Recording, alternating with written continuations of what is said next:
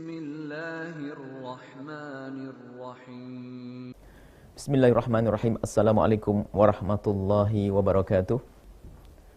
Alhamdulillah wasyukrulillah wa salatullahi wa salamuhu ala rasulillah habibina sayyidina Muhammad ibn Abdullah wa ala alihi wa ashabihi wa mawalah, amma ba'd.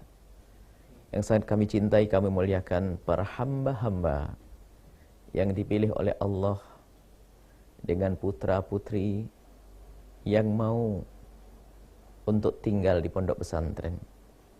Kami ucapkan selamat kepada Anda para wali santri. Bersyukurlah kepada Allah keberadaan putra-putri Anda di tempat-tempat mulia itu. Semua kebaikan yang mereka lakukan, dari tahajud di malam harinya, Quran yang mereka baca, zikir yang mereka baca, semua kebaikan yang mereka lakukan, itu semua akan masuk kepada catatan amal Anda. Alangkah beruntungnya orang-orang tua yang telah diberi oleh Allah putra-putri yang berkenan mau untuk tinggal di pondok pesantren. Agar Anda semakin yakin kalau ini nikmat besar dari Allah di sana, Anda merenung sesaat. Ada di sana orang tua yang kebingungan menyuruh anaknya sholat subuh. Ada orang tua yang kebingungan untuk melarang anaknya keluar dari rumah untuk bermain, agar tidak bermain di luar rumah di waktu-waktu yang tertentu. Ada orang tua yang setiap malam minggu, malam ahad selalu hatinya ketakutan akan kepergian anak-anaknya. Itu terjadi pada orang tua yang ada di sana. Tapi Anda tenang. Putra-putri Anda adalah anak yang setiap hari, termasuk hari yang orang pada terjerumus dalam kehinaan malam ahad misalnya, putra-putri Anda mulia di sini tetap membaca Al-Quran, membaca agama, membaca zikir dan seterusnya. Jadi kami ajak kepada para wali santri untuk bisa mensyukuri nikmat besar ini dari Allah Subhanahu wa taala. Dan Anda harus tahu bahwasanya yang menjadikan putra-putri Anda mau adalah Allah. Artinya putra-putri Anda dipilih oleh Allah Subhanahu wa taala. Yang menjadikan dia tinggal betah di sini adalah Allah. Memang kerinduan kepada orang tua itu wajar, Anda tidak usah gundah. Kerinduan ada, kalau anak-anak Anda tidak rindu bagaimana rasanya nanti? Mereka rindu ingin ketemu abah umi, itu biasa. Saya mau belasan tahun tetap saja rindu kepada orang tua. Rindu untuk pulang, dan di saat pulang tuh senangnya luar biasa. Sampai mungkin di atas kendaraan nggak bisa tidur, pengen sampai segera nyampe ke rumah. Itu wajar. Akan tapi kalau kita waktu itu suruh keluar dari pondok, kita tidak mau. Karena apa? Kita sudah berada di tempat yang indah, tempat yang baik. Dikatakan oleh Rasulullah sebagai taman surga. Disinilah Allah memberikan rahmat pertolongan kepada orang yang tinggal di dalamnya. Jadi Anda adalah orang tua yang beruntung. Ini yang harus Anda hadirkan. Kemudian, yang kedua, untuk mensyukuri nikmat ini. Untuk mensyukuri nikmat ini adalah dengan Anda bisa mempertahankan putra-putri Anda dalam kemuliaan. Kalau Anda sudah tidak memikirkan atau tidak berusaha untuk mempertahankan putra-putri dalam kemuliaan ini, Anda tidak mensyukuri nikmat. Dan kalau sudah orang tidak mensyukuri nikmat, maka Allah akan cabut nikmat itu dan akan diganti oleh Allah dengan petaka. Inna adzabi lasyadid. La in syakartum la azidannakum wa la in kafartum inna adzabi lasyadid. Kalau engkau bersyukur, Allah akan tambah. Kalau engkau ingkar akan nikmat, enggak bersyukur, hukuman Allah pedih. Maka dari itu kami himbau kepada orang tua untuk selalu terus memantapkan putra-putrinya agar belajar di pondok pesantren, agar semakin serius di pondok pesantren, agar benar-benar menikmati keberadaan di pondok pesantren. Dan semoga kita memohon kepada Allah, semoga itulah yang disebut oleh Rasulullah sallallahu alaihi wasallam, termasuk orang yang di saat di padang mahsyar nanti, mendapatkan perlindungan khusus dari Allah di saat matahari hanya sejengkal di atas kepala kita, yang orang pada kehausan, kepanasan, tapi ada beberapa kelompok manusia yang mereka mendapatkan perlindungan di saat tidak ada lagi perlindungan kecuali perlindungan Allah. Sab'atun yudhilluhumullahu yawma la dhilla illa dhilluh. Di antaranya adalah syabun nasya'a fi ibadatillahi, seorang anak muda yang tumbuh dengan beribadah kepada Allah Subhanahu wa taala. Tahajud mereka selalu lakukan. Zikir selalu mereka baca.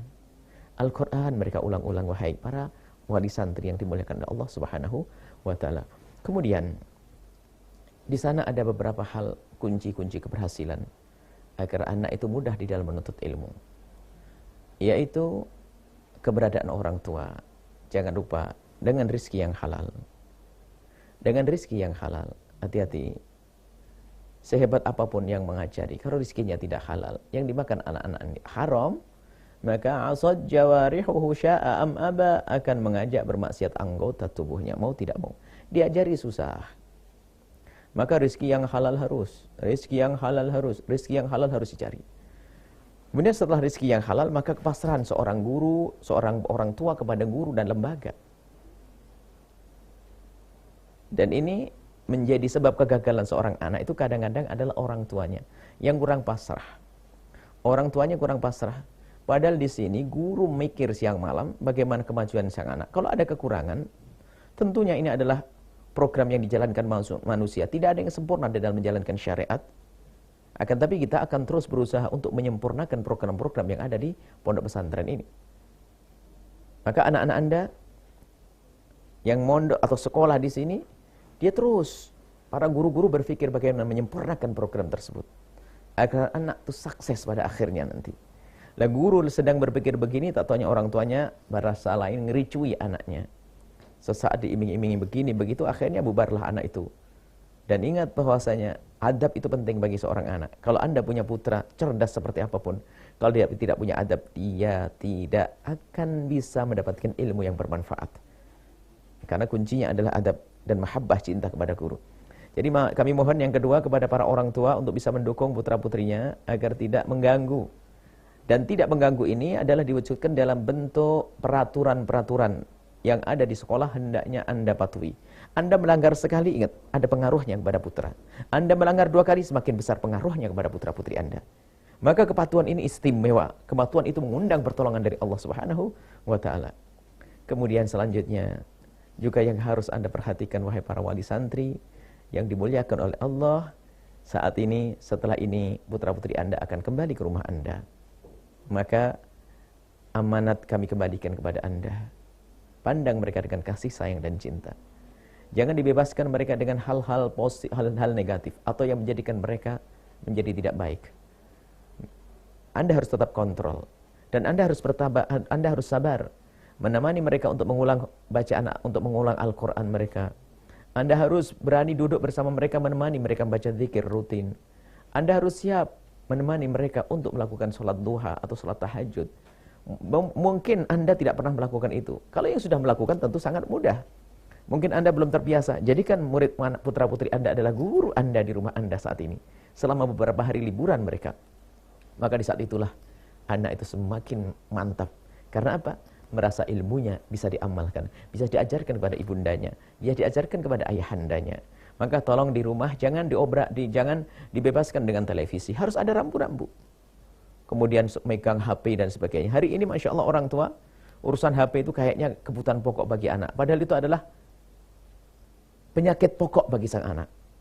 Sampai sekarang ada anak-anak kecil, na'udzubillah, matanya pada sakit. Dan pas waktu kita berobat di Singapura sana, lihat, banyak orang-orang dari tengkuk sama mata sakit.